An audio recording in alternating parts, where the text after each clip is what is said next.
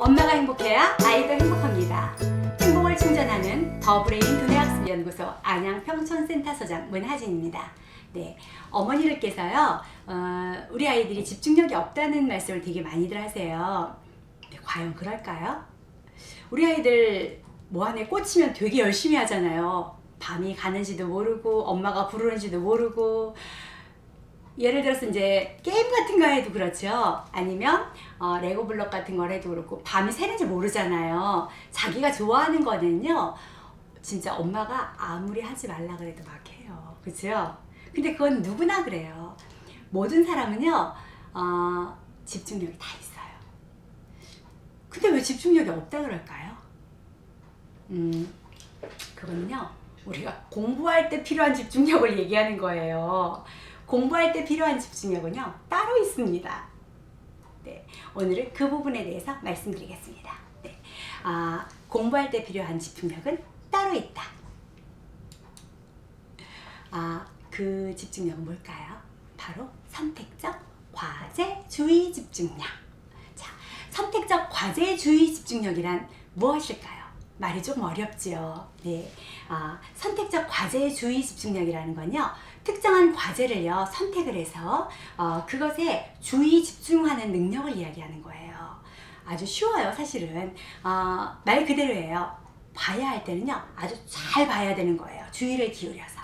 들어야 할 때는요 아주 잘 들어야 돼요. 주의를 기울여서. 그 능력을 가지고 이야기하는 거예요. 어떤 과제를 선택을 해서 그 능력을 제대로 주의를 기울여서 집중하는 능력을 가지고 이야기해요.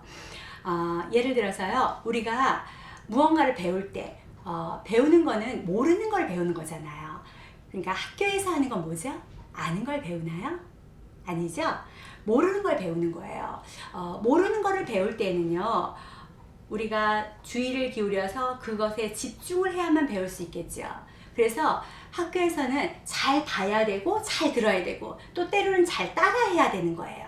그런데 이 능력이 부족하면 우리 아이들은요, 그 과제를 잘 배우고 습득할 수가 없어요.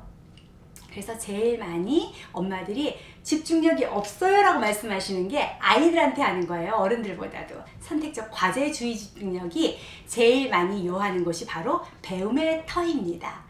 예, 그래서 학교에서 선생님이 무엇을 가르치시니까요. 그래서 배울 때, 이제 이렇게 학습을 할 때 선생님께서 이제 자, 잘 봐봐, 자, 잘 들어봐 하면서 말씀을 하실 때 그것에 대해서 그걸 선택을 해서 잘 봐봐 할 때는 보는 걸 선택하고 잘 들어봐 할 때는 듣는 걸 선택을 해서 주의를 기울여서 선생님께서 요구하시는 사항에 대해서 우리 학습자가, 우리 친구가 선생님께서 요구하시는 것에 대해서 주의를 기울여서 집중을 하는 능력.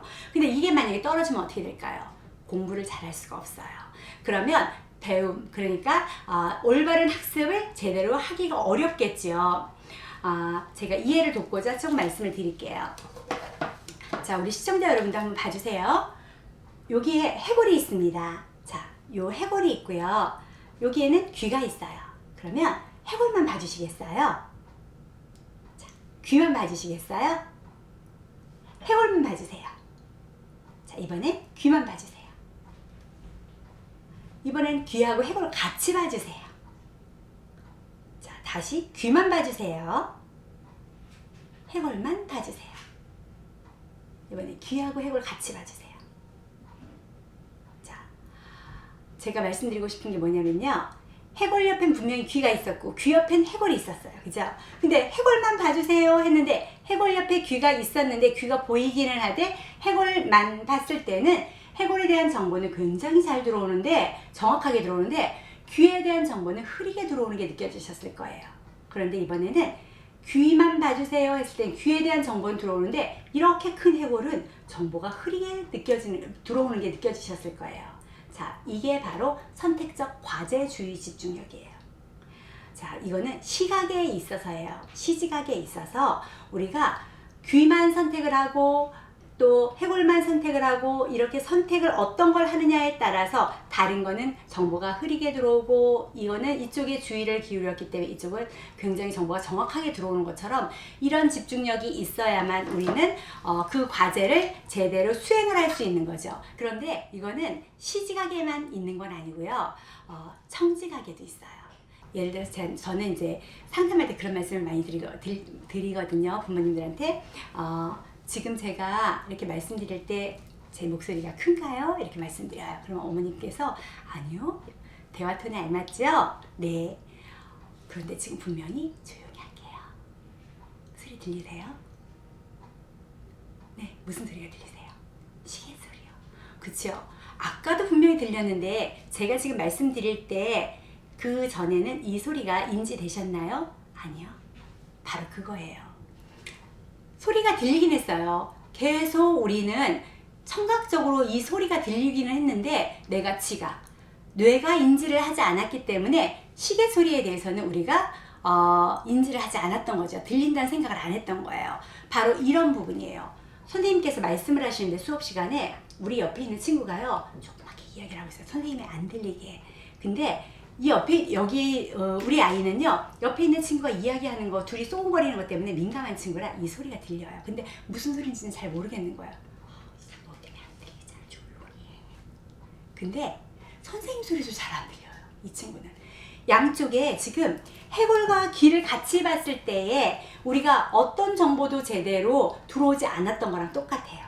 그래서 우리 아이가 선생님 말씀에도 귀를 못 기울이고 여기도 귀를 못 기울인다는 건 정보를 정확하게 파악하지 못한다는 건데 그거는 양쪽으로 분산이 되었기 때문에 그래요. 어느 것 하나에 딱 선택을 해야 되는데 선생님한테만 선택이 되면 이쪽에는 분명히 적게 들려야 되거든요. 필터링이 돼서 잘 안 들려야 돼요. 신경이 쓰이지 않아야 돼요. 그래서 선택적 과제 주의 집중력이 떨어져서 그러는 거거든요.